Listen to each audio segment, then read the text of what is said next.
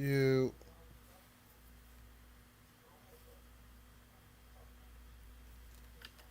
can y'all hear me? Can y'all hear me? All right, we on here. We gonna get into it, man. We gonna get into this war in Memphis.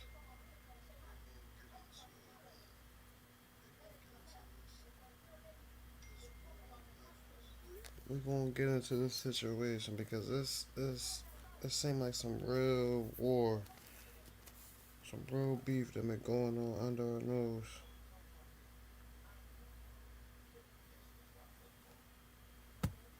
And I just feel like the world need to see it. Now, a lot of things allegedly, I don't know what's going on, but I'm gonna show y'all and I'm trying to get into it. I'm gonna try to educate y'all about Memphis. Let's City go. known for its music, its culture, its history. But underneath all of that, beneath the blues, beneath Beale Street, beneath everything that makes this city iconic, there's a darker story, one that most people outside of Memphis will never fully understand. Memphis is consistently ranked as one of the most dangerous cities in the entire United States, with a murder rate that puts it above some of the most notorious cities in America. And for decades, the streets of Memphis have been carved up by gang wars that have left countless lives destroyed, families shattered, and communities torn apart. But then rap entered the picture, and everything changed. What was already a deadly street culture became something even more dangerous when it merged with music. Diss tracks became declarations of war. Music videos became evidence, lyrics became threats, and internet clout, became something worth dying over. Rap didn't just reflect the violence in Memphis, it amplified it. It gave these wars a stage, a platform. It amplified it. It gave these wars a stage, a platform, an audience, and that audience made the stakes even higher. In this video, we're going deep inside the most deadly, most brutal, and most personal rap wars that Memphis has ever seen.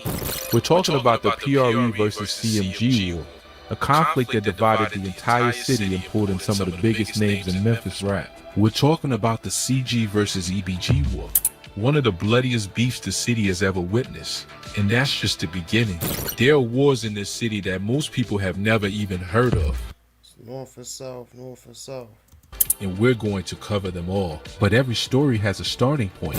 And to understand where Memphis rap beefs And it's like EBG's fuck with Dolph, they from North Memphis, but Pooh Shiesty and from South Memphis, they fucked with Gotti. stands today, you have to go back to one of the earliest, one of the rawest, and one of the most unfiltered wars the city has ever seen. We're starting with Chopper Gang versus EBG. Okay, so Pooh Shiesty. Imagine I fucked with EBG Jizzle too.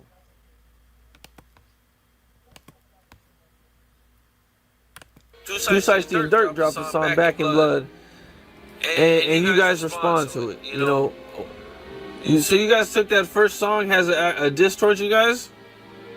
The sound, yeah, you can tell I took it as a diss, but it just, the reason what made me respond is because it was just false as hell. Like, it just was a whole bunch of make-believe and exaggerated situation. So that was just made me respond. On New Year's Day 2021, a man from North Memphis woke up, walked into a studio, and recorded a diss track aimed directly at the most dangerous crew coming out of the city. He wasn't a rapper. He wasn't chasing streams or a deal or a plaque on the wall. He was responding to a very real, very personal situation that had been building in the streets of Memphis for years. He put that song out. It went up. The internet went crazy. 3 days later, he got shot 3 times. Now, most people, when they get shot, they go to the hospital. They lay low. They thank God they survived and they take the L. He came back like Dolph and did a video. And they figure out their next move in private. That's the logical response. That's the human response. Not this man. He pulled himself together, got the bullets removed from his arm, threw a cast on it, went back to the studio still in that cast, and dropped another diss track. And he didn't just drop any diss track. He named it Paralyzed, because the internet was saying the shooting left him paralyzed. He walked back in and named the comeback track after the thing they said broke him. That one decision, that one move tells you everything you need to know about the war we're talking about today. This is not a beef that started on Twitter.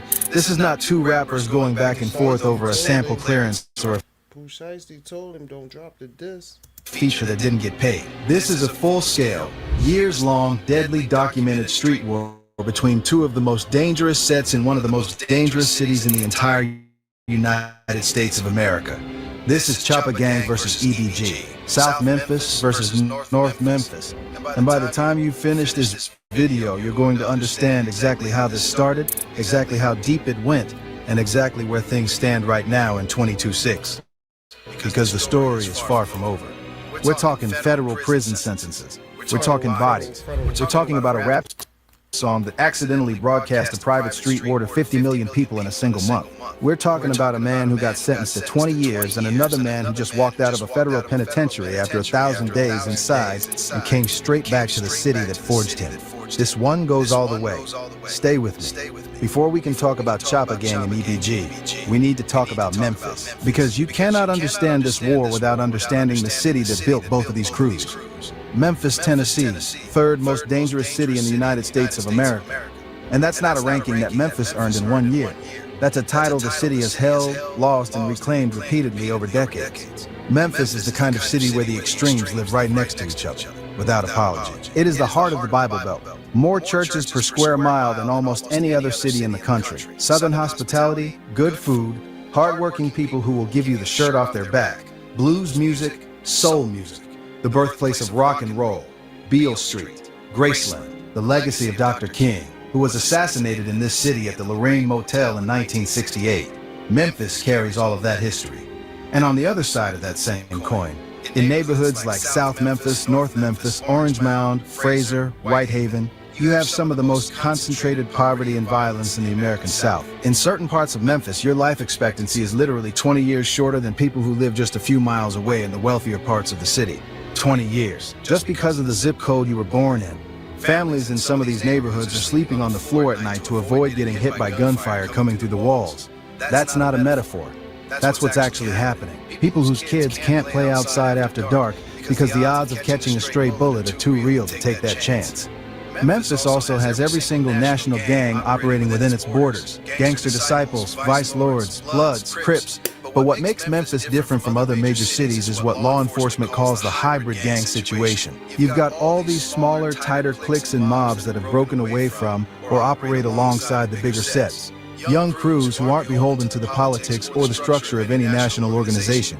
No old heads running things. No OG telling them to hold back. Just young men with paramilitary weapons and a loyalty to each other that overrides everything else. These smaller crews are, by almost every measure, more dangerous than the bigger organized sets, because they need less of a reason to pull a trigger, and there's less holding them accountable when they do. That's the world that produced both Choppa Gang and EBG. And the thing about Memphis that outsiders don't always catch, it's a small world. Everybody knows everybody. The city is big enough to have different sides and different territories, but small enough that the people on those different sides went to the same schools, grew up on the same corners, and know each other's faces. That closeness is part of what makes the beef so personal. You're not fighting a stranger. You're fighting someone whose name you know, someone you might have nodded at in the hallway of your high school 10 years ago. And that history, that familiarity, doesn't make the violence softer. It makes it sharper. Let's go all the way back to where Pooh Shiesty came from. Born Lontrell Williams, Pooh Shiesty grew up in the Cane Creek apartments in South Memphis. To give you a sense of the geography, Cane Creek is not far from where Moneybag Yo was coming up, not far from where Young Dolph was building his empire, not far from where Black Youngster was making noise. South Memphis has always been a breeding ground for a certain kind of energy, and Shiesty was the purest version of that energy you could find. His father was a known figure in the streets before Pooh was even old enough to understand what that meant. His dad was a co-founder of a record label called Mob Ties, but the label was more of a front for what was really happening behind closed doors. In 2006, one of the artists on that label, a man who went by the name Miscellaneous, Play a story-driven game that drops you into the 20th century. Smooth music.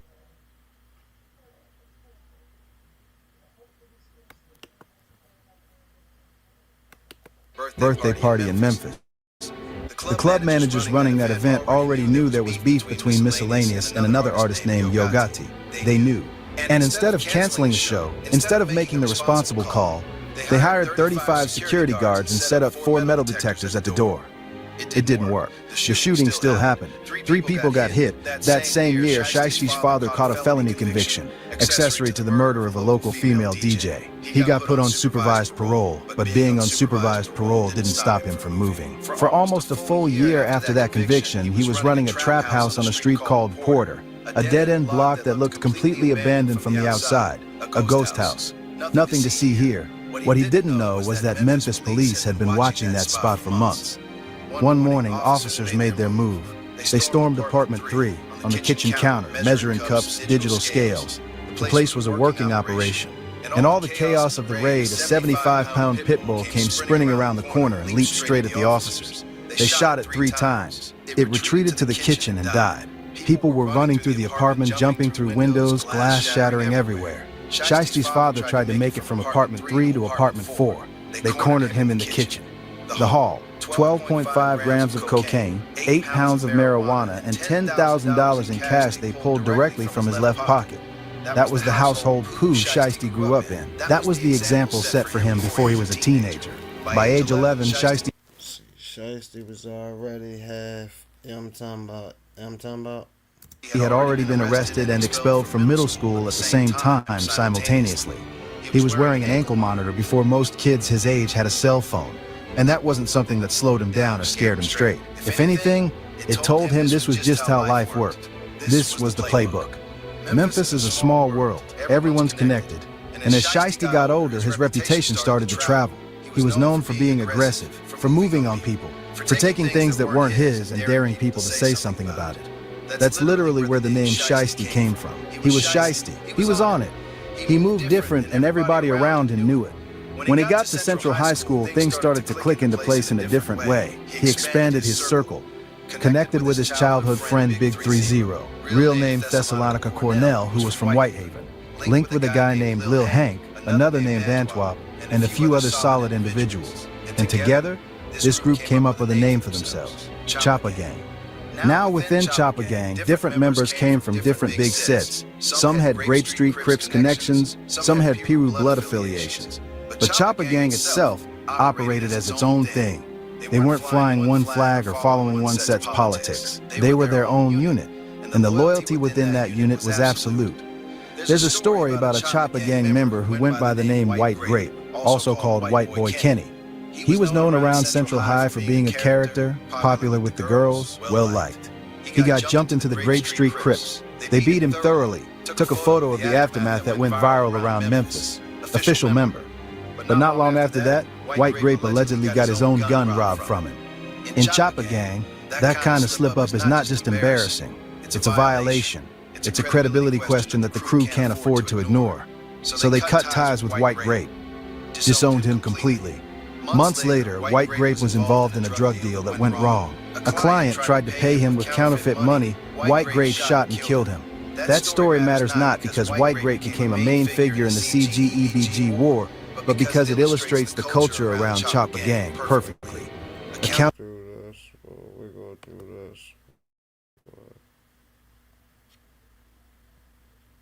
We're gonna do this one. Feel the weight.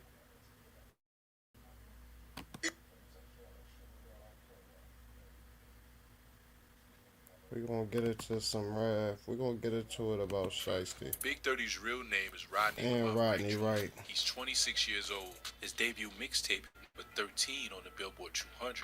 He's got a gold record in allegations. He's traded features with Lil Durk, Future, Quavo, Moneybagg Yo, Yo Gotti, and Offset. And in April 2026, the United States Department of Justice put his government name in an official press release, charging him alongside Pooh Shiesty and 7 other men in a federal kidnapping case out of Dallas, Texas. A case where, according to Memphis reporting, the man held at gunpoint was Gucci Mane. On the other side, BEO Lil Kenny, Memphis, signed to Quality Control, the same label machine that built the Migos into superstars. A man who, by his own label's official bio, was staring down 2 potential life sentences and used writing in prison as a lifeline, then stepped off the prison bus and shot a music video that same day. And a man that hip-hop YouTube has spent months trying to tie to the single most explosive open murder case in the city, the killing of Big Juke, the brother of Yo Gotti. Here's where it gets serious, and here's where I need you locked in for the next hour. Because the internet has been selling you a story that the actual record does not back up. The blogs have been running headlines that B.O. Lil Kenny got arrested for Big Juke's murder. That's the narrative. That's the clickbait. But as of the most recent say, Govan implicated himself in that, I think. Associated Press and Memphis Police Department statements, no one has been arrested and charged in Big Juke's killing. Not Kenny. Not anybody. That case is still open. So how did we travel from an unsolved murder all the way to two rappers at war with one banning the other from his own hometown? That's the whole video, and I'm going to walk you through every step of it. This story has bodies in its background. It's got a record label war that turned into a murder for hire trial broadcast on live television. It's got one man convicted and sentenced to life, one admitted shooter cooperating with the state, one alleged mastermind acquitted and then hit with brand new federal charges, one music executive gunned down at a repast with no one ever charged, and a federal kidnapping case swallowing two of Memphis's biggest names. And sitting right on top of all of it is a fresh beef between Big 30 and B.O. Lil Kenny that the entire city is watching. By the time we're done, you're going to understand exactly who Big 30 is, exactly who B.O. Lil Kenny is, exactly what the courts have actually proven versus what the streets are saying, and exactly why these two men are pointed at each other right now. Let's get into it. To understand why a ban for Memphis posts even matters, you've got to understand that in Memphis rap, the city itself is the prize. This isn't Atlanta, where there's room for 100 stars to shine at once. Memphis is a tighter, more territorial scene, and for the last decade it's been run by two gravitational forces. Yo Gotti's CMG, Collective Music Group, originally Cocaine Music Group, and the late Young Dolph's Paper Route Empire, PRE. Almost every major Memphis name from the last 10 years orbits one of those two suns. And the war between those two camps is the foundation that everything in this video sits on top of.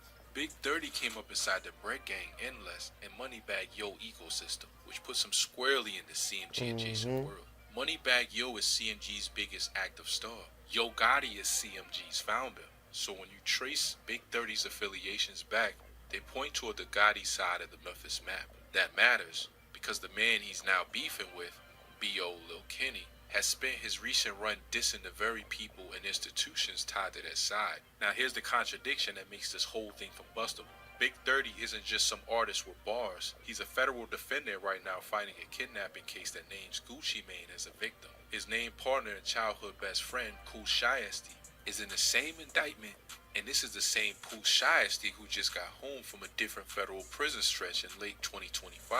So at the exact moment Big 30 should be keeping the lowest profile of his entire life, a rival is publicly humiliating him, telling him he can't come home, and the whole city is watching to see what he does about it. And B.O. Lil Kenny isn't just some random op either. He's a quality control signee with a real prison story. And B.O. Lil Kenny isn't just some random op either. He's a quality control signee with a real prison story, a real catalog, and a reputation for saying the things other Memphis rappers will only whisper. He's been openly antagonizing the CMG side, and he's planted himself right in the middle of the most dangerous conversation in the city. The conversation about Young Dolph and about Big Juke. So understand, this isn't really a beef about a song. This is a beef about who gets to claim Memphis, layered on top of a record label war that already turned into multiple murders and multiple trials. The ban is just the surface. Underneath it is the entire PRE versus CMG saga, the unsolved killing of Yo Gotti's brother, and a federal case that could put Big 30 away for years. To understand how two rappers ended up here in this exact moment, pointing at each other, we've got to go all the way back to the beginning. Let's rewind. Let's rewind to the Memphis of the mid-2010s, because that's where the engine of this whole thing got built. Back then, the city's modern rap era was being shaped by two men who could not have been more opposed, Yo Gotti and Young Dolph. Yo Gotti is the elder statesman. He grew CMG into a real business, a powerhouse, a label that prosecutors in open court would later describe by both of its names, Collective Music Group and the original Cocaine Music Group. Gotti's older brother, Anthony Mims, known on the streets and in the head, Most people using ChatGPT and Claude are leaving 80% of the value on the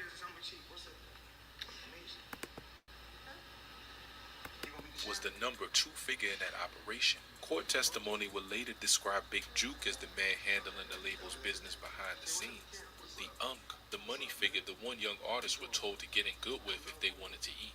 Young Dolph went the opposite direction entirely. Dolph, whose real name was Adolph Thornton Jr., born in Chicago but raised in Memphis, built Paper Route Empire as a fiercely independent operation. And the thing that turned Dolph into a Memphis legend is this: he turned CMG down. According to the widely reported origin of the feud, Yo Gotti tried to sign Dolph back around 2014, and Dolph said no. Then he built his own empire without them, and he made sure everybody knew he did it on his own. That refusal, that independence, is the spark that lit the entire decade-long war.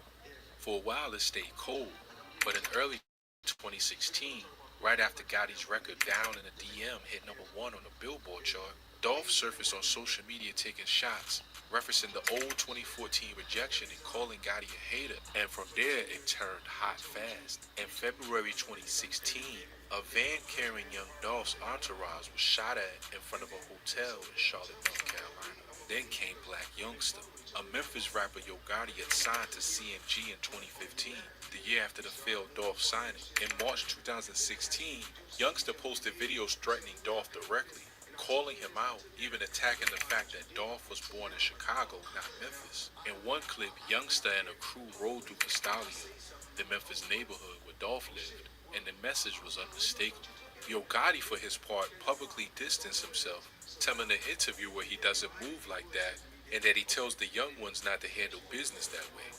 But here's where it gets crazy. In February 2017, Dolph reignited the whole thing, naming Ho Gotti on a diss record and dropping a video with a Gotti lookalike in it. Gotti answered with his own diss, "Don't beef with me." And then, the very next stretch, young Dolph's bulletproof SUV was shot at more than 100 times in Charlotte, North Carolina. Dolph survived because the truck was armored. Months later, the van connected to that shooting was reportedly traced to a rental in Black Youngster's name. Youngster got an arrest warrant, turned himself in, and maintained his innocence.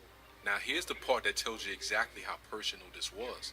Dolph took that 100 shots moment and made it his entire brand. He dropped an album called Bulletproof, opened it with a track literally called 100 Shots, and titled his debut album King of Memphis, a phrase Yo Gotti had used for himself.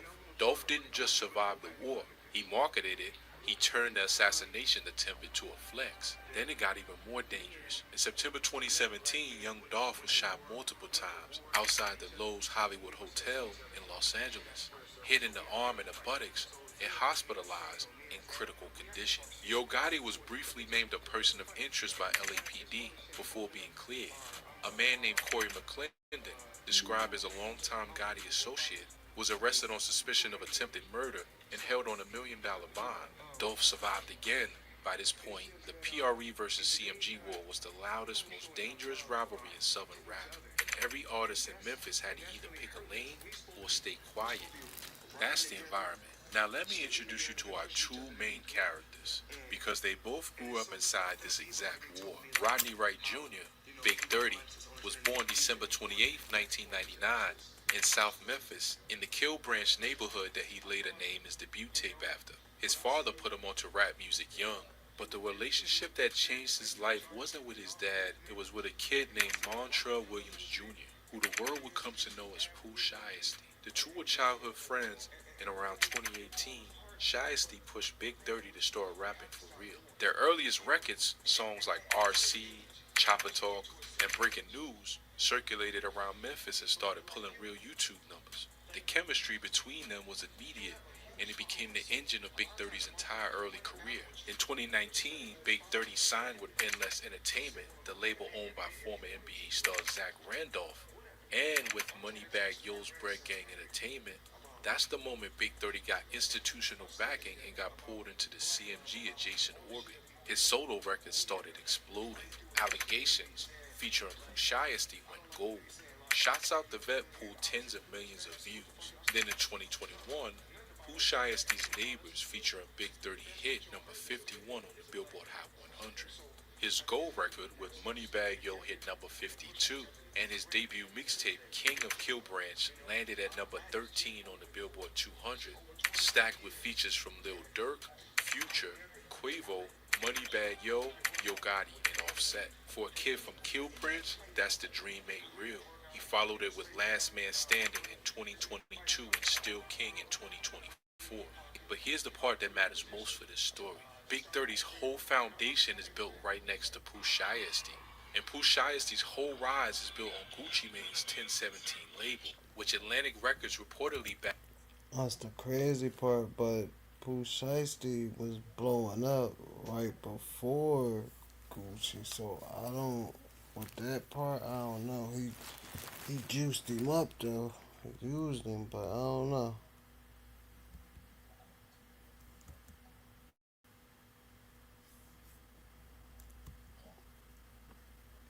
Back with a deal worth around $10 million. Hold on to that because Gucci Mane is going to come back around in the most explosive way imaginable. Let me stay on Pooh Shiesty for a minute because you can't understand Big 30's 2026 without understanding his best friend's role. Shiesty blew up off Back in Blood with Lil Durk, which hit number 13 on the Hot 100, and his debut mixtape Shiesty Season peaked at number 3 on the Billboard 200. He was one of the hottest new rappers in the country. And then the law caught him. Shiesty was charged in connection with the October 2020 incident at a Florida hotel. Prosecutors said he met a man to buy marijuana and sneakers, took the items without paying, and that the man, Brandon Cooper, was shot in the buttocks before Shiesty and his crew fled in a rented McLaren, with a bag holding more than $40,000 in cash reportedly falling out of the car as they drove off. Shiesty pleaded guilty in January 2022 to a firearms conspiracy charge, and in April 2022, a Miami federal judge sentenced him to 63 months. He was released early in October 2025 after serving roughly 3 years, and the homecoming clips that hit social media showed him celebrating with Big 30 right there beside him. That's the friendship. That's how tight that unit is. Remember that, because within months of that homecoming, both of them would be staring down a brand new federal case together.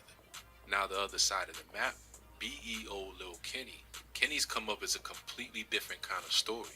Where Big 30 had a famous best friend and a major back machine early, Kenny's biography is built around survival in prison. By the account on his own official stream and bio, Kenny faced 2 potential life sentences and used writing as a lifeline behind the wall, crafting the sound that would define him.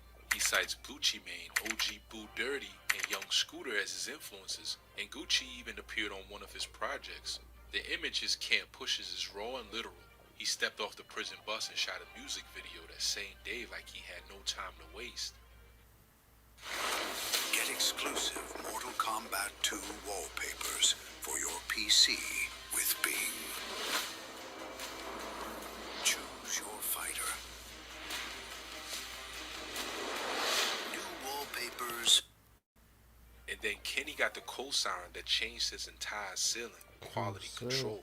That's Coach K and Pierre P. Thomas's operation, the label that built the Migos into one of the biggest rap acts on the planet. Getting QC behind you means real distribution, real money, real reach, and a real platform. So now you got a Memphis artist with a hard prison story, a major label behind him, and absolutely zero fear of saying the names that other people in the city won't say out loud. That's the boy. 2 Memphis artists, 2 opposite come-ups, both stand in the long shadow of a record label war that already produced bloodshed and attempted murders. Here's where it gets crazy, because the thing that turns this from history into a live 2026 war is what happened to Young Dolph, and everything that happened after. Everything escalates from one day, November 17th, 2021. On that day, Young Dolph walked into Makeda's Homemade Butter Cookies, a small bakery near his childhood neighborhood in Memphis. According to police and trial testimony, 2 men got out of a vehicle and fired into the shop. Dolph was shot more than 20 times. He died right there in broad daylight buying cookies in his own city. Memphis lost one of its biggest independent stars, and the PRECMG war went from diss records and survived shootings to a completed homicide that the whole world was watching. What happened in the courtroom over the next several years is the documented spine of this entire saga. So let me walk you through exactly what was proven and what wasn't, because this is where the internet's version and the actual records start to split apart. The state charged 4 men. The first to face a jury was Justin Johnson, who raps his straight drop. In September 2024, a Shelby County jury found Johnson guilty of first-degree murder. He was automatically sentenced to life in prison, and that November a judge stacked on decades more, 35 years for conspiracy, and additional time for being a felon in possession of a firearm. That's conviction number 1. That's proven in court beyond a reasonable doubt. Before the verdict, Dolph's family read a statement to the courtroom telling the man responsible that the evidence spoke clearly even if he wouldn't. The state's star witness was a man named Cornelius Smith, and Smith didn't dance around it. He admitted on the stand that he was one of the 2 shooters. Smith testified that he and Johnson carried out the hit, and he identified both of them in the surveillance video from Mercatus. Smith cooperated with prosecutors, and as of the most recent reporting in 2026, his attorney has indicated he intends to take a plea deal. His case has been reset more than once, and he has not yet been sentenced. So that's an admitted shooter, cooperating, still awaiting his own resolution. Now here's the testimony that ties this whole thing back to CMG, and I want to be precise about the language, because precision is the difference between journalism and a lawsuit. Prosecutors told a jury, and Cornelius Smith testified, that the hit on young Dolph was ordered by Anthony Big Juke Mims, Yo Gotti's brother, who Smith said put out a $100,000 bounty on Dolph, plus smaller bounties on the rest of the PRE roster. The deputy district attorney laid out the theory in opening statements. CMG wanted Dolph to sign, Dolph refused. Dolph made diss tracks aimed at Big Juke and the label, and the state argued Big Juke wanted revenge. That is the prosecution's stated theory and the sworn testimony of a cooperating co-defendant. Understand the distinction, because it's everything. Big Juke was never charged, never convicted, never tried, and never got to answer those claims in the courtroom. A sergeant testified that investigators tried to talk to Big Juke at the airport and he declined, and that police were still building their case on him when he was killed. The investigation got granular. An MPD investigator testified that minutes after the shooting, Justin Johnson's call history showed him calling Big Juke, then FaceTiming him. A digital investigator, Sergeant Jesse Browning, used specialized software to map a flurry of calls and texts between the suspects in the hours and days around the murder. Phone records were introduced showing dozens of communications between Johnson, Smith, Govan, and Big Juke. And there was a 4th defendant in the mix early, Jamarcus Johnson, Justin's half-brother, who pleaded guilty in October 2023 to 3. Counts of accessory after the fact testified that he'd helped Justin by taking his phone and posting to social media for him, while insisting he had no part in the actual plan to kill Dolph. Then came the 4th charged man, the one prosecutors called the organizer, Hernandez Govan. The state's theory was that Govan was the middleman, the guy who paired the 2 shooters, supplied the guns, tipped them off that Dolph would be in Memphis for a Thanksgiving turkey giveaway, and expected a $10,000 cut. Smith testified that Govan recruited him and Johnson and told him about the bounties. Govan had been out on a $90,000 bond awaiting trial, and his trial finally came in August 2025. And Wait, how is everyone getting a new smartphone and high-speed data every month? If you're on SNAP, Medicaid, SSI, or other government assistance, you may qualify for a free phone, plus free up to 10 gigabytes high-speed data.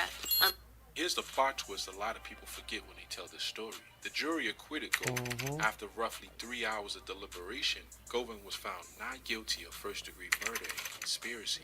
He had reportedly rejected a plea offer from the state the month before, and he gambled and won. His defense...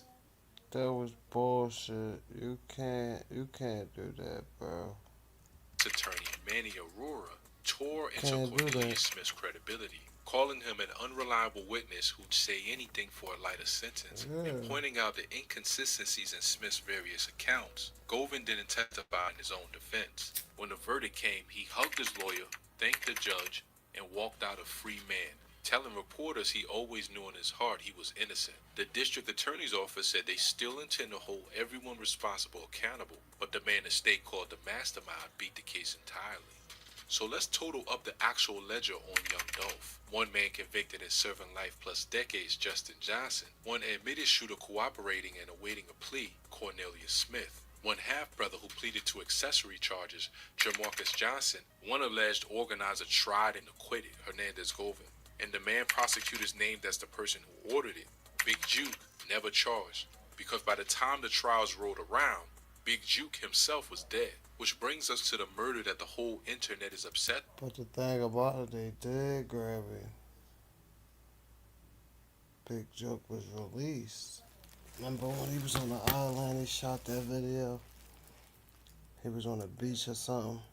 With, and the one this video keeps circling back to, the killing of Big Juke.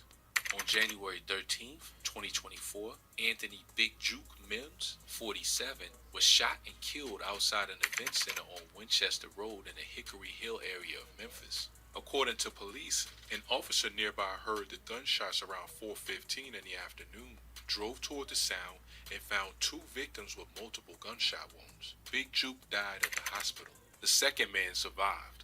Police said the 2 had been attending a repast, the meal shared by family and friends after a funeral service. Investigators believe Big Juke was the intended target. The one public lead Memphis police put out was an image of a vehicle leaving the scene. A white Ford Explorer with no license plate, black wheels, and dark tinted windows. Now stay with me, because this is the single most important fact in the entire video, the one that separates what's real from what's clickbait. As of the most recent Memphis Police and Associated Press reporting in 2026, more than 18 months after Big Joke was killed, no one has been arrested and charged in his murder. MPD has publicly called it an ongoing investigation with no suspects they can name.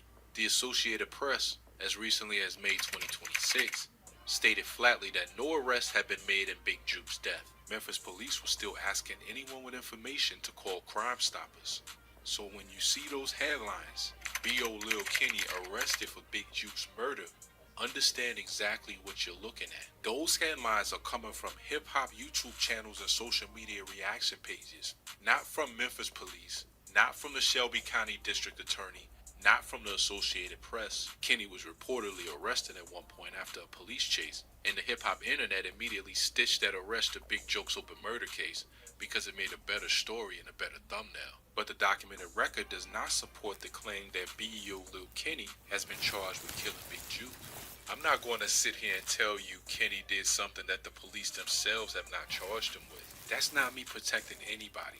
That's me refusing to put a murder on a living man's name that the actual case file does not put there. Get that part right, because everybody else is getting it wrong on purpose.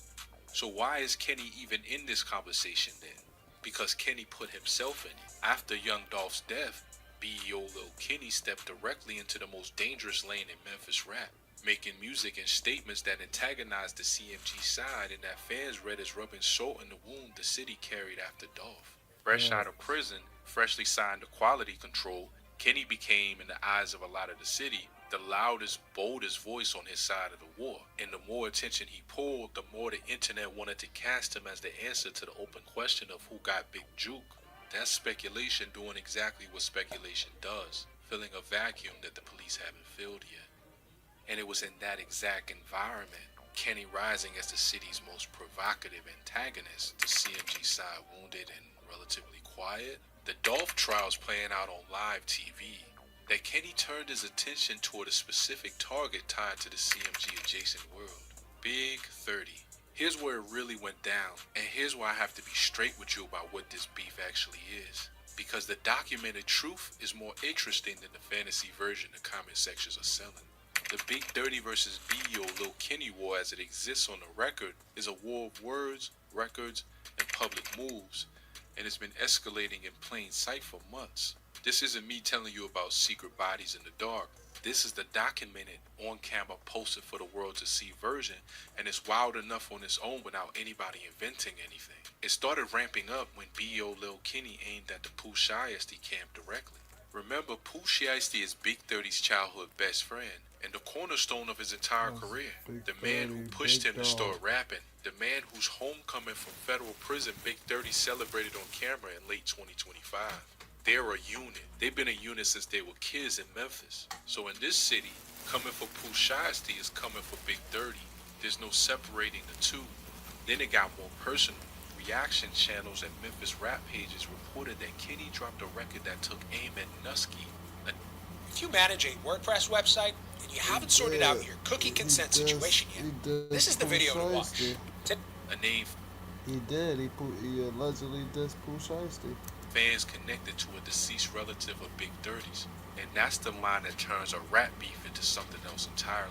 In street rap culture, invoking somebody's dead, somebody's actual deceased family member, is about the most disrespectful thing you can do on a record. It's the move specifically designed to force a response, the kind of disrespect a man can't just scroll past. If that diss is what is being reported as, then Kenny didn't just enter a beef, he aimed at the most painful possible target on purpose. And then came the headline that names this whole video. BEO Lil Kenny publicly told Big Dirty he's banned from Memphis. He told him to stay away from the city. He said, I better not catch you walking. Think about the sheer audacity of that. Memphis is the city Big Dirty has tattooed across his entire brand. Kill Branch, South Memphis, Kingdom Out Project. For a rival to stand up and announce that you can't come home in your own town on the internet in front of the whole world, that's not a bar buried in a song. That's a public claim to territory. That's Kenny saying out loud that the streets Big Dirty raps about don't belong to Big Dirty anymore. In a city this territorial, that's about as loud a statement as you can make without picking up anything but a phone. Big Dirty responded, and that's the part that's been getting clipped across YouTube and TikTok for the past week. Big Dirty went on camera and fired back, refusing to accept the premise that anybody alive could ban him from his own city. The reaction channels described it as Big Dirty firing back, and the situation getting ugly. A TikTok breakdown framed it around the Memphis rap politics behind the ban. What you're watching in real time is two Memphis artists publicly negotiating who has to stand and claim the city. One of them with a major label behind him in a prison story, the other with a famous best friend, a federal case, and a full decade in the Memphis machine. Now I want to be responsible with you here, because this is the exact point where a lot of channels drive right off a cliff.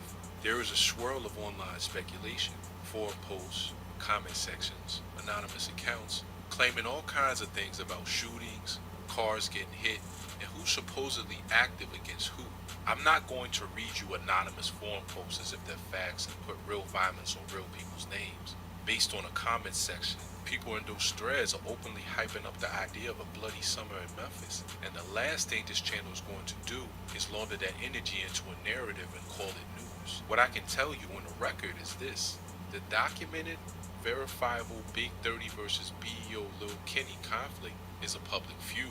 The diss records, the disrespect aimed at the dead, banned from Memphis claim, and Big Dirty's on-camera response. That is real, that is sourced, and that is already a serious story. Because here's what makes it heavy without needing to invent a single thing. This beef isn't happening in a vacuum. It's happening on top of a city that just buried young Dolph, just sat through years of murder trials broadcast on live television, and is still living with the unsolved killing of Yo Gotti's brother. In any other city, in any other moment, true rappers trading disses is just entertainment. Tuesday. But in this Memphis, in this exact moment, with this exact history sitting underneath it, every word carries the weight of everything that came before. That's why the whole city is watching. That's why a ban post became a full-blown event. The stakes feel real because the recent history is brutally real.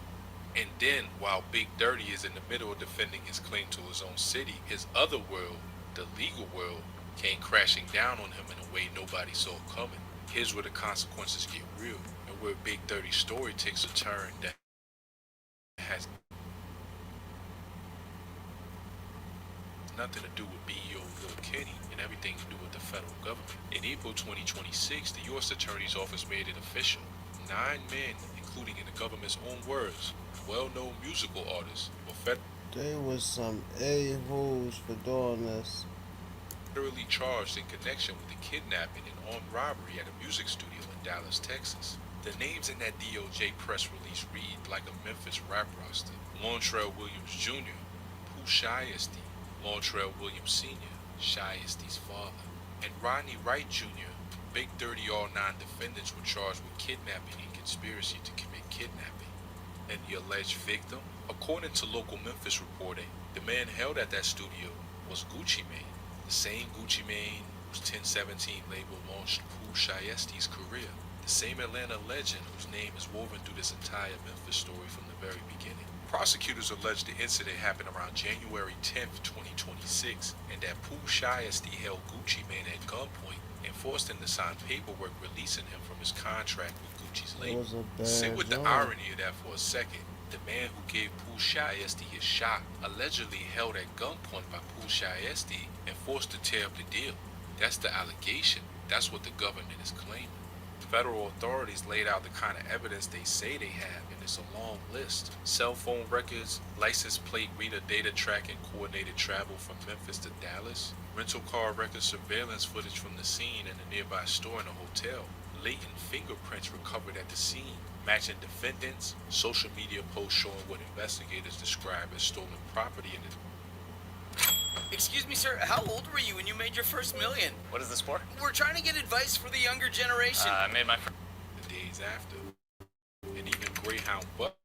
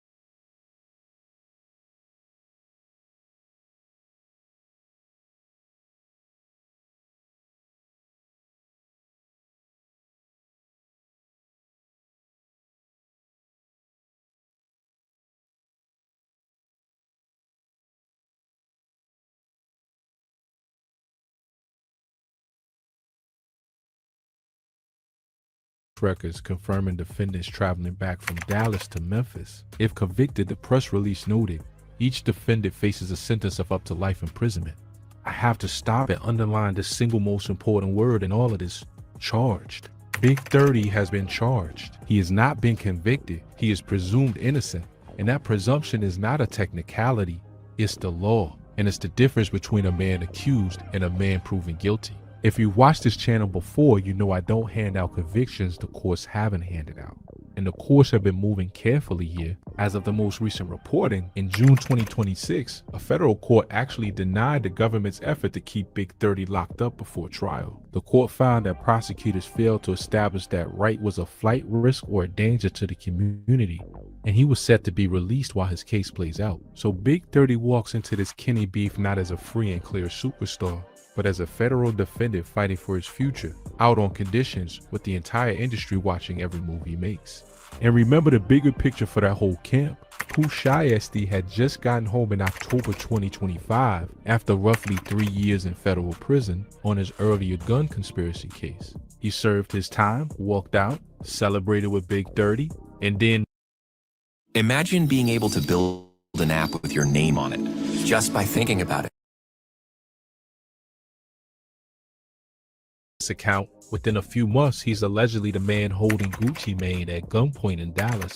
And now he's back in federal custody facing a kidnapping charge that carries up to life. That's the cycle these men are caught in, laid out in federal filings.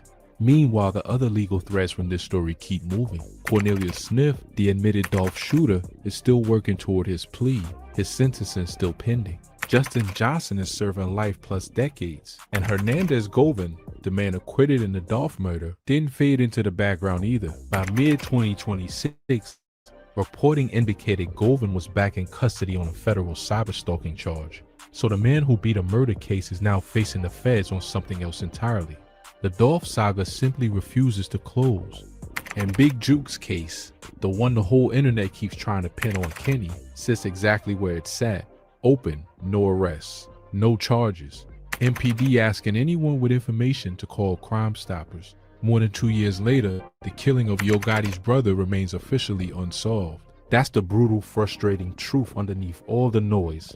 The most consequential murder in this entire story is the one with no answer. And the internet's attempt to manufacture an answer by pointing at Kenny is exactly the kind of thing that gets people hurt over a crime no court has connected them to. When you accuse a man of a murder the police haven't charged him with, you're not solving anything. You're just painting a target.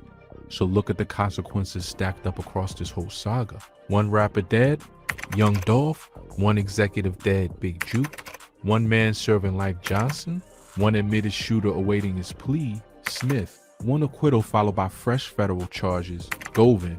One federal kidnapping case swallowing Big 30 and Pooh Shiesty. And on top of all of it, a live public beef between Big 30 and B.O. Lil Kenny that's pulling the entire city's attention. The bodies in the cases are documented. The beef is documented. What's not documented, and what I will not pretend is any clean line connecting Kenny to any of those deaths. The streets talk, the courts haven't. So what does all of this actually mean, and where does it leave everybody standing? Start with the big picture, because this is so much bigger than two rappers trading shots. The Big 30 and B.O. Lil Kenny war is what happens when the city's rap scene becomes a continuation of its street politics by other means. Memphis spent the last decade with two camps, CMG and PRE, locked in a rivalry that the courts themselves connected to real murders and real bounties, at least according to sworn testimony. When Young Dolph was killed and the trials put that feud on live television, it didn't end the war, it just changed who's carrying it. Big 30 and B.O. Lil Kenny are, in a very real sense, inheriting a conflict that started before either of them was a star. Before Dolph turned down Gotti in 2014, this thing was already loading. The Band for Memphis is just the newest chapter of a very old, very bloody book. For B.O. Lil Kenny, this run is a high-wire act with no net. He took the most provocative possible lane, fresh out of prison, freshly signed to quality control, willing to say what others won't about the most dangerous subjects in the city, and it made him one of the most talked about names in Memphis almost overnight. That's the upside. But that same boldness is exactly why the internet keeps trying to tie him to Big Juke's open murder with zero charges to back it up. Kenny is learning in real time that in Memphis, the line between being the loudest voice and being the most targeted man is razor thin. His career and his safety are riding on the same energy, and only one of those two things shows up on a streaming chart. For Big 30, this is the hardest stretch of his life, and the Kenny beef might be the least of his actual problems. The man is staring down a federal kidnapping case with Gucci Mane named as the victim, and his own childhood best friend Pooh Shiesty sitting in the same indictment. A conviction that isn't a ban from Memphis problem, with a statutory ceiling that the government says reaches all the way to life. The cruel irony is that the same week the city is watching him clap back at Kenny over who owns the streets, the federal government is quietly deciding his actual freedom in a courtroom in Texas. Big 30 built a whole brand on being the king of Kill Branch, the last man standing. The next year or two of court dates will decide whether that title means anything at all. And for Memphis itself, the legacy of all of this is a warning the city keeps refusing to learn. Young Dolph was a once-in-a-generation independent success story. A man who built an empire by betting on himself, who turned down the machine and won anyway. And he was gunned down buying cookies in his own neighborhood. Big Juke was a music executive, and by various accounts, a man who gave back to schools and charities, and he was killed at a repast and never got justice. The trials gave Memphis some accountability, a life sentence here, a cooperating witness there, but they also gave the city an acquittal, an open case with no arrests, and a fresh round of beef rising up to take the old one's place before the old one was even cold.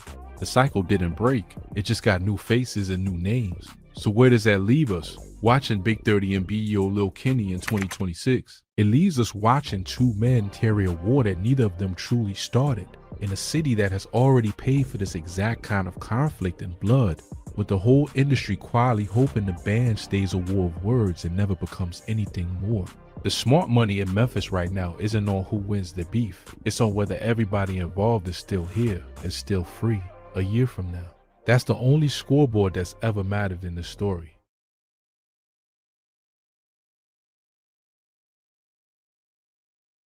Remember that name? Because right now in the city of Memphis, it might be the most dangerous name you can say out loud. This is the man the streets are calling Yo Gotti's biggest op. This is the name that got tied to the murder of Big Juke. Told you about off the top of the broadcast, a deadly shooting in Hickory Hill with connections to Memphis rapper Yo Gotti. Yo Gotti's own blood brother, the killing that's had the whole city on edge since January of 2024. And the wild part, this man walked out of a courtroom looking at not one but two life sentences. He stepped off the prison bus and shot a music video that same day, no cap. Gucci Mane jumped on his album. Quality control came looking, and somehow, somewhere between the prison gate and the rap game, his name landed dead center in the most talked about unsolved murder in Memphis rap history. Now let me be 100 with you before we go 1 inch further, because this is important and I'm not going to play with your intelligence. Nobody has been charged in the murder of Big Juke. Not B.E.O. Lil Kenny, not anybody. As of right now, that case is still open, still cold on paper, and the Memphis Police Department has never once stood at a podium and said this man's name. So why are we even here? Why does a whole city look at one rapper fresh home from prison and whisper that he's the one who took down a mogul's brother?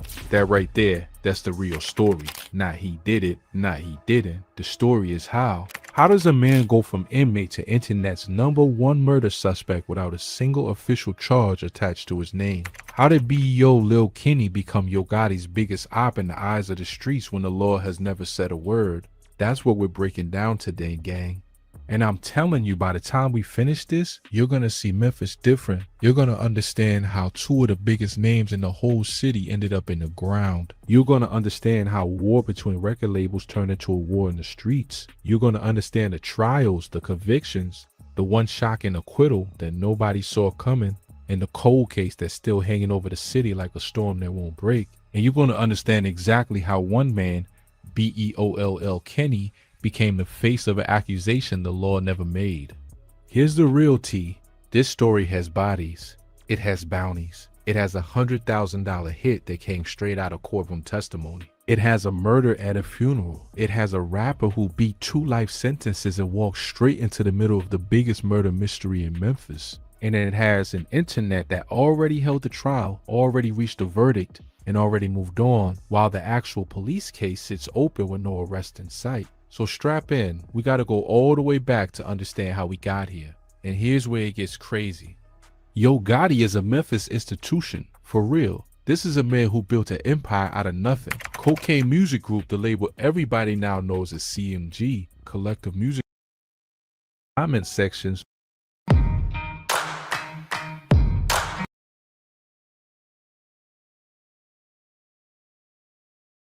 Everybody's lips. Revenge. The logic writes itself, right? If Big Juke really did order the hit on Young Dolph, then his own murder, 2 years later, gunned down at a funeral, looks like the bill coming due.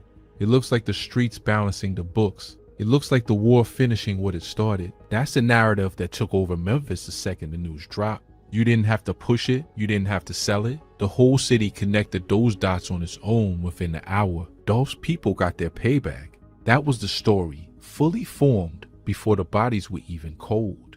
And the symbolism of it was almost too much for people to handle. Big Juke, allegedly the man behind the murder, taken out at a funeral repast, a place of mourning. If Young Dolph died buying cookies in his own neighborhood, the most ordinary human thing a man can do, then Big Juke died grieving a relative, another deeply human moment. Two men both caught at their most defenseless, both taken in places that were supposed to be safe. The streets noticed that symmetry immediately. It felt biblical to people.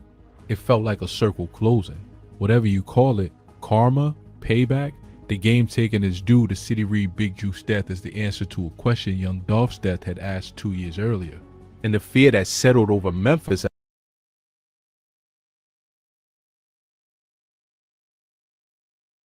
after that was real.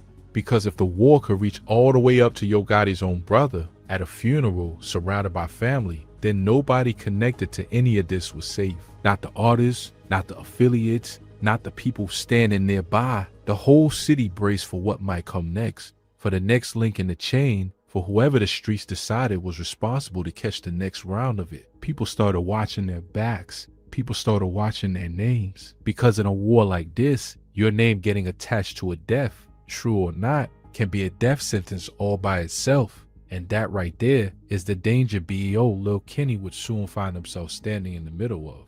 But here's the thing, and I need you to really hear me on this, because this is the hinge the entire video swings on.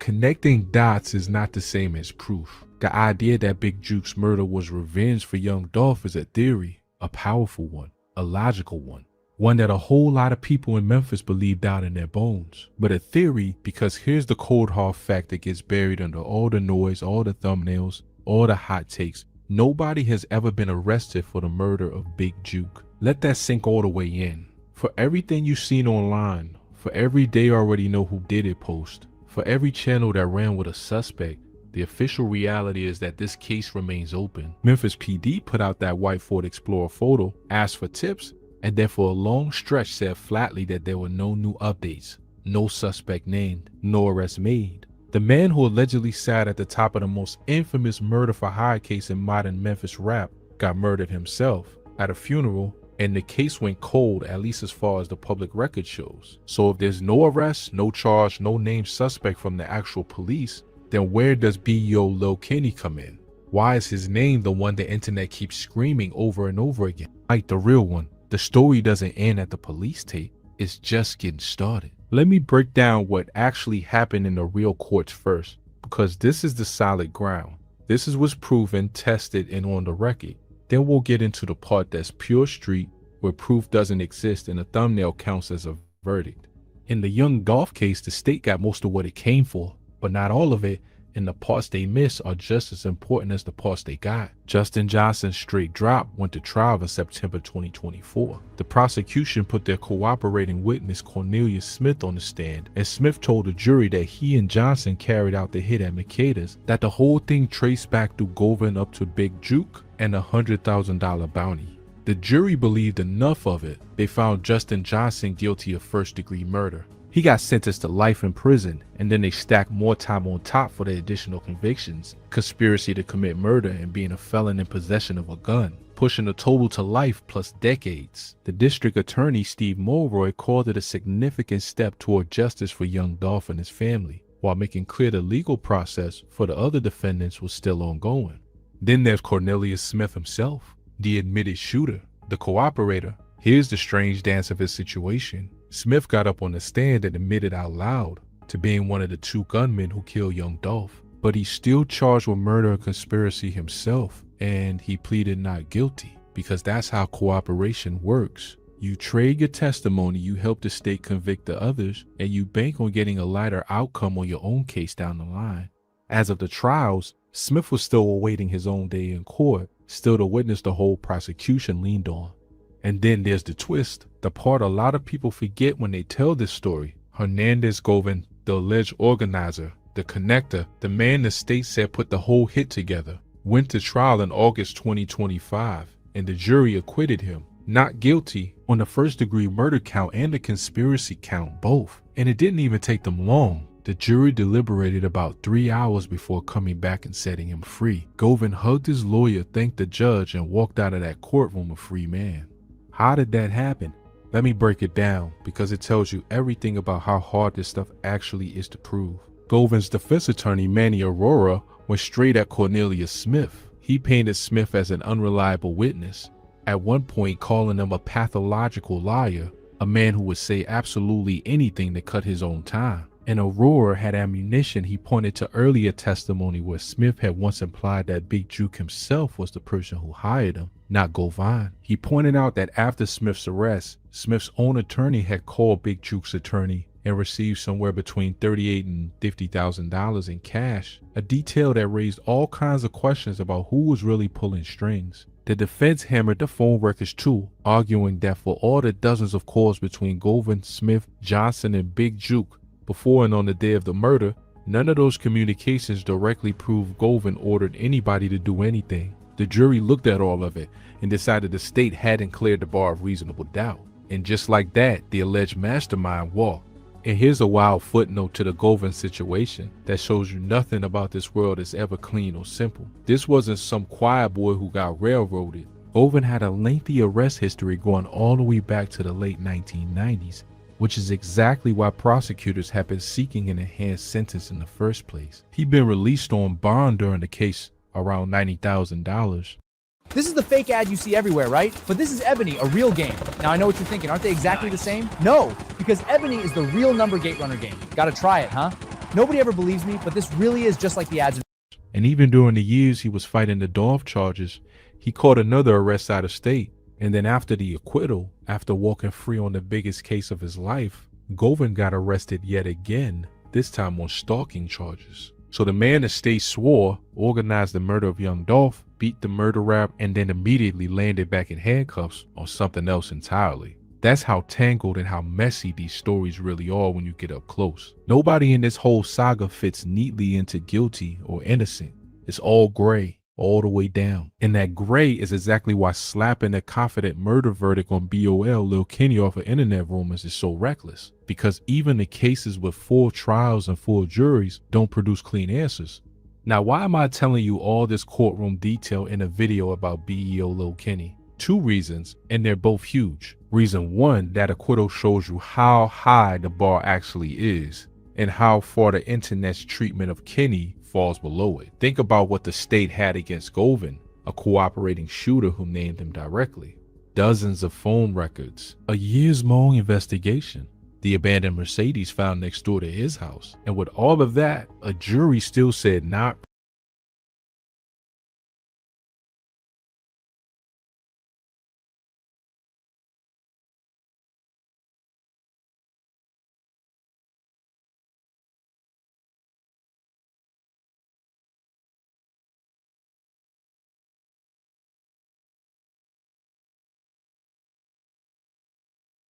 proven in 3 hours. So when the internet declares BEO Lil Kenny guilty of killing Big Juke off of 0 charges, 0 evidence, and 0 testimony, understand how absurd that gap is. A jury wouldn't convict the alleged Dolph organizer even with a mountain of evidence.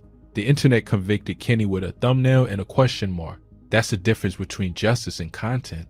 Reason 2, this entire Dolph case is the motive engine behind the Big Juke revenge theory. The only reason anybody believes Big Juke's murder was payback is because of what came out in these trials. The alleged hit, the alleged $100,000 bounty, the alleged marks on PRE's whole roster. So the courtroom drama feeds directly into the street theory. They're welded together. You can't have the revenge narrative without the trial testimony, and you can't understand the trial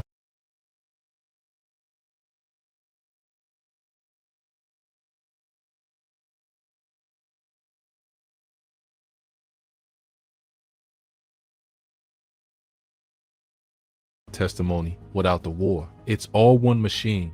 Okay, now let's get into the part you came for, the street court. Because on the streets, fam, the rules are upside down. On the streets, you don't need a charge. You don't need evidence. You don't need a witness. You need a story that feels true, and you need a name to hang it on. And somehow that name became B.O. Lil Kenny. So let me lay out honestly the reasons Kenny's name got attached to this, and then let me tell you what's actually been confirmed, which after all this noise is gonna land different. The first reason is his story itself. Remember those 2 life sentences? Kenny was facing the kind of time that should have ended his whole life, and he beat it and walked out. To a lot of people in the streets, a man who beats a case that heavy is a man who's about that life for real. A man who's untouchable.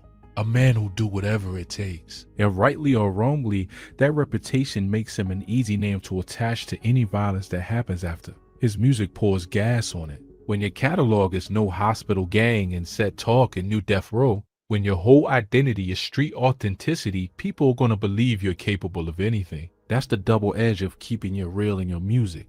It makes you believable as a suspect even when there's not one shred of evidence. The same realness that makes the music hit makes the accusation stick. The second reason is the affiliations and the alliances, and this is where it gets tangled, so I'm gonna be careful. Kenny moves in a Memphis ecosystem where the lines between camps are everything. He's a Gucci Mane affiliate. Gucci's literally on his album, and he's collaborated across the whole map. He's got a record with Kenny Muni, who's a Paper Route Empire artist, one of Young Dolph's own people. So already you can see the math the streets start doing. Here's a man connected to people connected to Dolph's camp, in a war where Dolph's camp had every reason in the world to want revenge on Big Juke. The internet takes those connections and sprints all the way to the end zone with them. But connection is not commission. Knowing people, making songs with people, moving through the same world as people, that is not evidence that you killed anybody. It's just a raw material that rumors get built out of. 6 degrees of separation is not a murder charge. The third reason is the freestyles and the shots fired. Kenny is not a quiet man, and he doesn't move quiet either. Memphis rap blogs and the local scene have caught him taking real shots in his music, taking aim at names like Moneybag Yo, OG Boo, Dirty, Big Homie Ye, figures tied in different ways to the CMG and Gotti side of things. So picture it, here's a man fresh home from prison, openly throwing shots at the Gotti affiliated camp in the middle of a war where Gotti just lost his brother.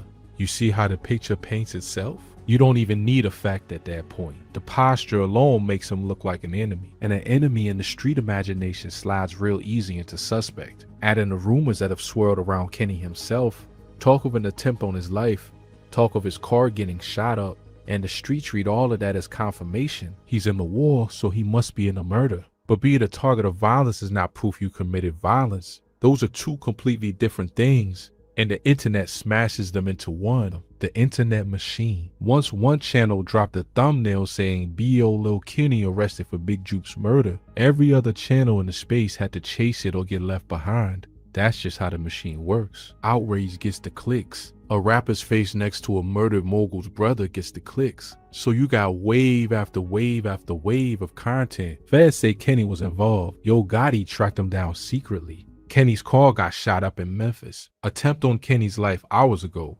Each post built on the last one. And here's the dangerous part. After enough of them, look, this is the easiest consent banner I have ever set up on a website. We're talking under 10 minutes, no code, and it's people stopped asking whether any of it was actually true. The repetition itself became the proof. If 100 channels said it must be real, right? Nah. 100 channels repeating an unconfirmed rumor is still just one unconfirmed rumor wearing 100 different thumbnails. That's not journalism. That's not justice. That's just volume pretending to be truth.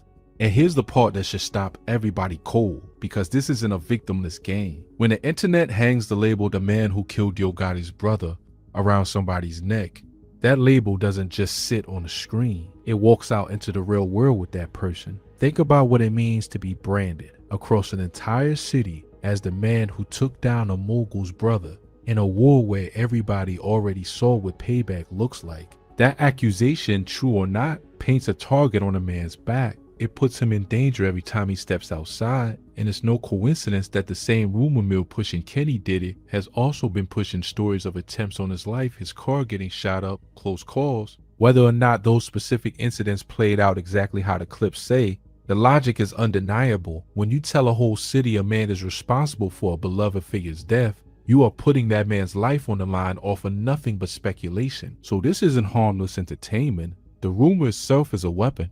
It can get somebody killed for a crime they were never even charged with. That's the real cost of trial by thumbnail, and everybody participating in it should sit with that for a minute.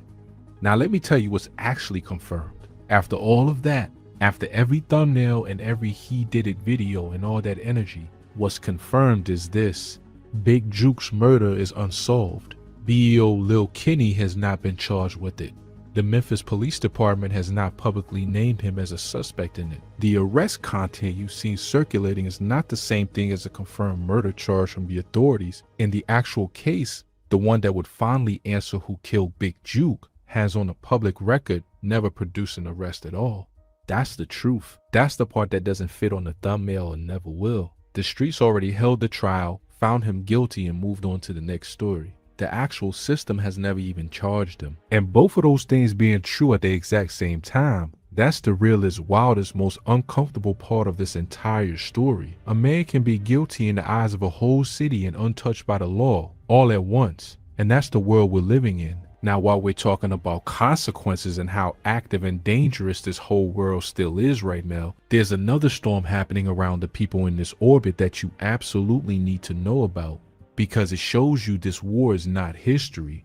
It's happening in real time, and it's pulling in the biggest names in the city as we speak. Let's talk about Big 30 and Pooh Shiesty. You wanted to know how they fit, and here's exactly why they belong in this story. Pooh Shiesty and Big 30 are two of the hardest names to ever come out of Memphis. Big 30, real name Rodney Lamont Wright Jr., born in December of 1999, blew up off his feature on Pooh Shiesty's single Neighbors, which climbed all the way to number 51 on the Billboard Hot 100. His debut tape, King of Kill Branch, dropped in 2021, and it was stacked top to bottom. Lil Durk, Future, Quavo, Offset, Moneybagg Yo, Pooh Shiesty, and Yo Gotti himself all showed up on it. These are not small players. These are some of the biggest names in all of rap, and their world has been every bit as violent and legally tangled as everybody else's in this story.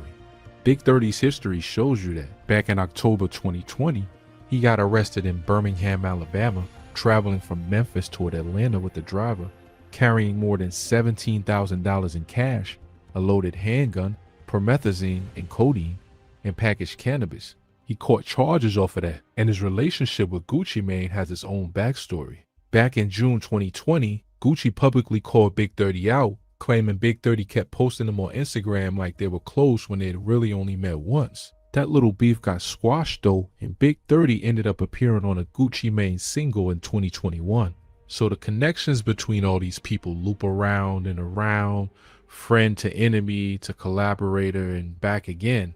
Well, here's the part that brings it right up to the present and ties this entire thing together. In April 2026, Big 30 and Pooh Shiesty, along with 7 other men, 9 total, got arrested in connection with an alleged ambush and robbery that targeted music industry figures, including Gucci Mane himself. The alleged incident went down back in January of 2026 in Dallas, Texas, and all 9 of those defendants got charged with kidnapping and conspiracy to commit kidnapping. Now connect the dots with me, but connect them honestly the way we've been doing this whole time. Gucci Mane is BEO Lil Kenny's cosign. Gucci is on Kenny's album, and now Gucci is the alleged victim of an ambush that lands Big 30 and Pooh Shiesty in serious federal trouble. So you got Kenny on one side of a line aligned with Gucci, and you've got Big 30 and Pooh Shiesty on the other side, accused of moving on Gucci.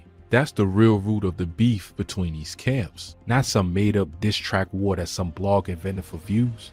a genuine fracture in Memphis between the people aligned with Gucci and the people accused of crossing him. And Kenny himself has even spoken publicly, weighing in on the whole Gucci and Pooh Shiesty situation, putting his own 2 cents on the record. So when people say B.O. Lil Kenny has smoke with that side of the city, this documented, charged in real court case is the actual basis for it.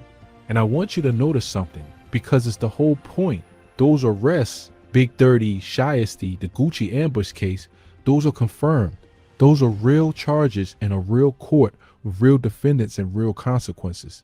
That is what a documented case looks like. Now hold that right up next to the Kenny and Big Jupe situation, which lives entirely online, with no charge, no suspect named by police, no arrest in the actual murder case. Same city, same war, same web of people. 2 completely different levels of proof. One went through the real system, the other never left the comment section.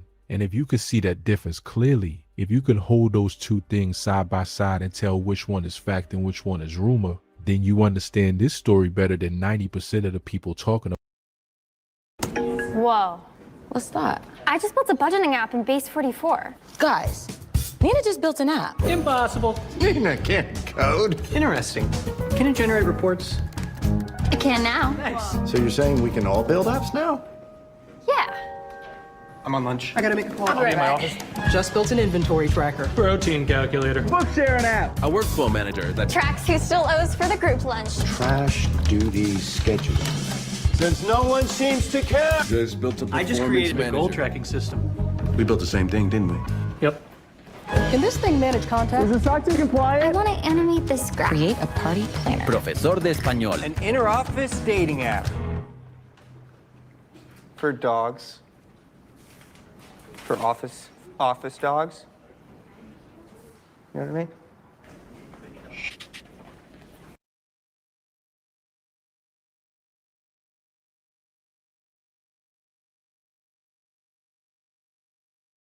If you got hit, even if you were not driving, you need to try this. Because if you were in a car accident in the last year, you could be owed a large cash payment and not even know it.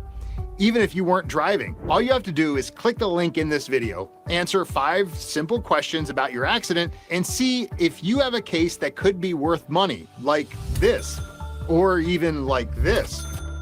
If the accident wasn't your fault and it happened in the last 12 months, you could be owed a lot more than you think. And this doesn't just apply to drivers. If you were a passenger in an Uber, walking, riding a bike, or on a motorcycle, you may still qualify. Most people never check, and insurance companies are hoping you don't. So, don't skip this.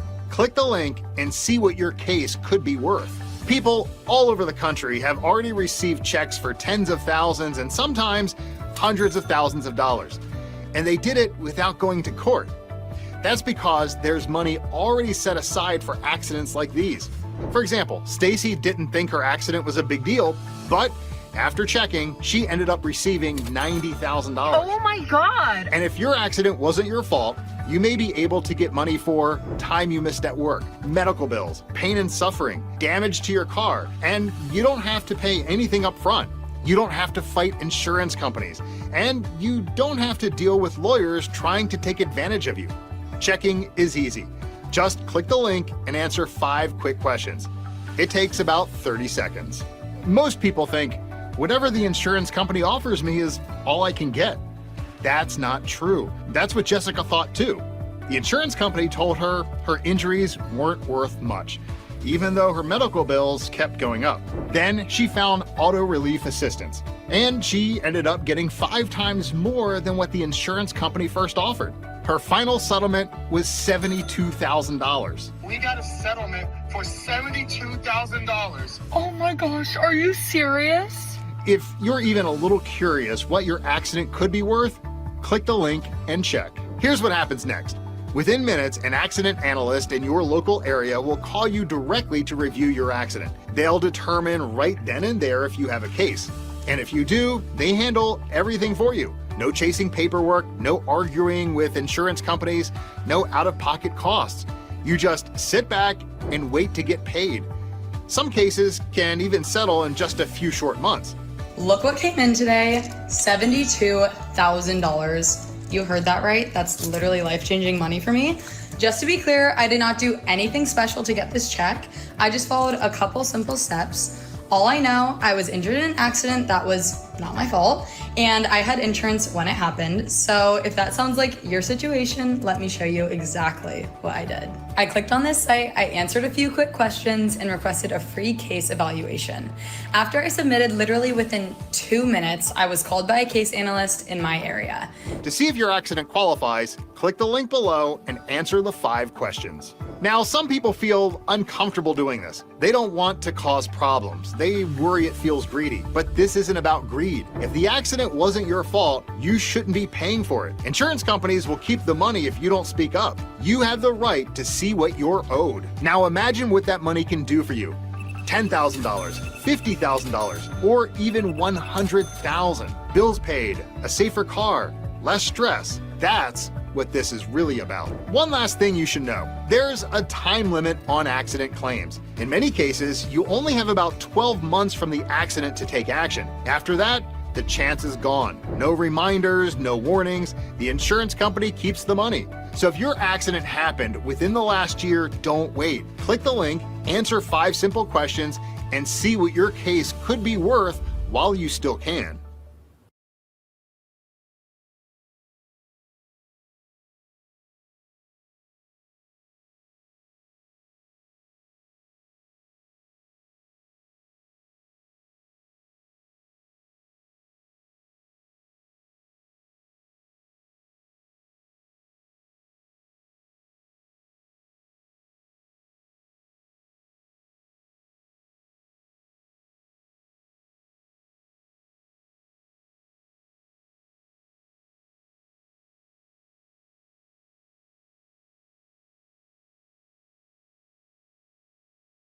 About it online.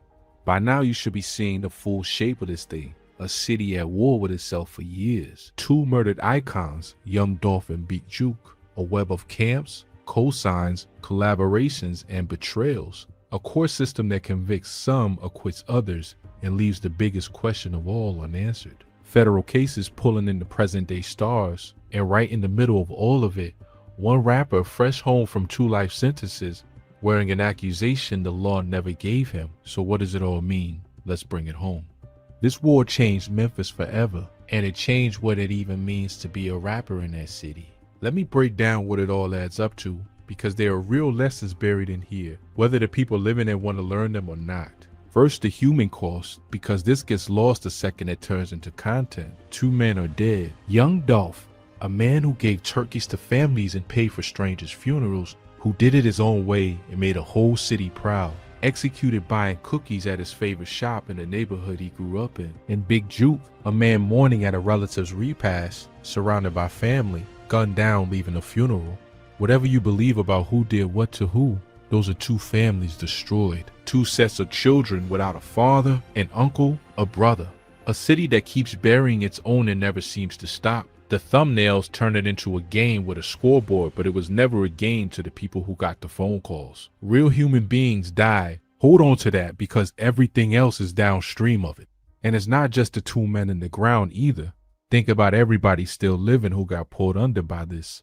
The families who have to watch the internet turn their loved ones' deaths into clickbait, replay for views over and over. The mothers who lost sons. The kids growing up with the story of how their father died as a YouTube genre.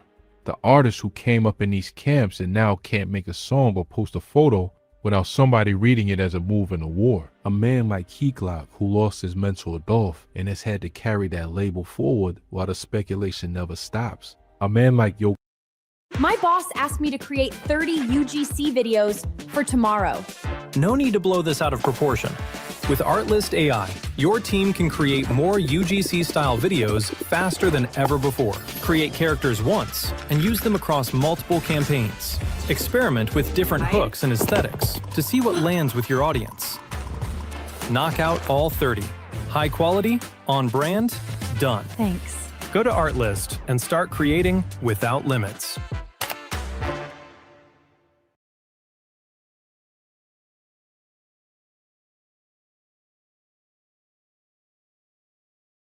Sign documents online with PDF Filler. The new PDF Filler Signature Manager offers 5 ways to sign documents online. Type your signature in a handwriting font, draw your signature with your mouse or trackpad, sign on your mobile device screen, capture a hand-drawn signature with your webcam, or upload from your computer.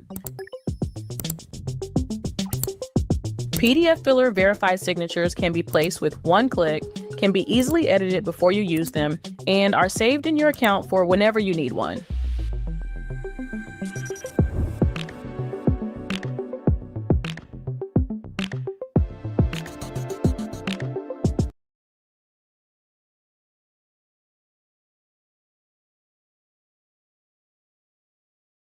Gotti, who built one of the biggest empires Memphis ever produced, and then had to bury his own brother and listen to the whole world treat that murder like a plot twist. Whatever side you're on, whatever you believe, there's grief underneath every single thumbnail in this story, and that grief belongs to real people who don't get to log off when it gets to be too much. The internet moves on to the next story. The families never do. So before we go any further into the lessons, let's just be honest that this whole saga is at its core a tragedy, not a movie, not a storyline, a tragedy that keeps claiming people in the ground and out of it. That's the frame everything else has to sit inside. Second, the lesson about proof, and this is the one I really need you to walk out of here with. We are living in a time where the internet can convict you before the law ever even looks at you. B.O. Lil Kenny is the clearest example of it you will ever find. Here's a man the streets have already sentenced, already decided, already labeled Yo Gotti's biggest op, and the man who killed Big Juke. And the actual system has never charged him with that murder, not once, not a single time. Now think about how dangerous that really is. Think about how that follows a person around for the rest of their life. Think about what it does to somebody to have an entire city believe they did the worst thing a human being can do, with no charge, no trial, no evidence, no chance to even defend themselves in a real court.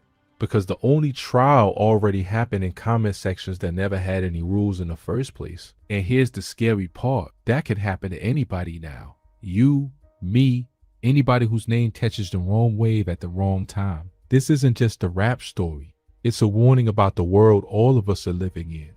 Third, the cycle, because this is what the whole thing is really about. If you believe the street theory that Big Juke ordered Dolph's death and that his own murder at that funeral was the payback, then what you're really staring at is a machine that does not stop. Payback for payback for payback with no off switch. And the people who get chewed up by that machine aren't just the principals at the top. It's the affiliates, the collaborators, the names that just happen to be standing nearby when the music stops. Look at how far it spread. From Dolph and Big Juke at the center, all the way out to Big 30 and Pooh Shiesty catching a federal kidnapping case over an alleged move on Gucci Mane, who happens to be tied to Kenny, who happens to be tied to the whole thing.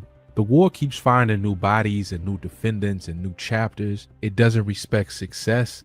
It doesn't respect money. Every single one of these men chased the dream and caught it. The deals, the fame, the platinum, the private jets, all of it. And the streets followed them right into the studio and the courtroom and sometimes the grave anyway. That's the tragedy sitting underneath every bar and every beat in this whole saga. You can leave the trap doesn't always leave you. And there's one more thing buried in all of this that you can't ignore, because it's the reason cases like Big Jokes go cold in the first place.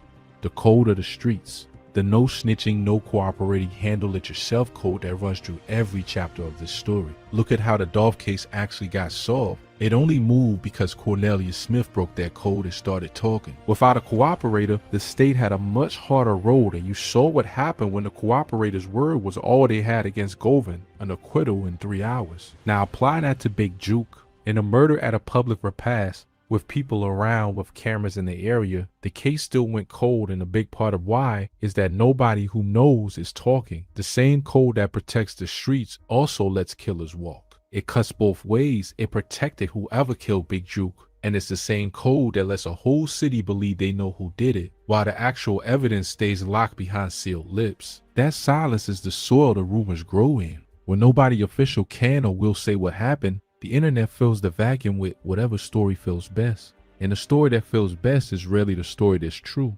It's just the loudest one.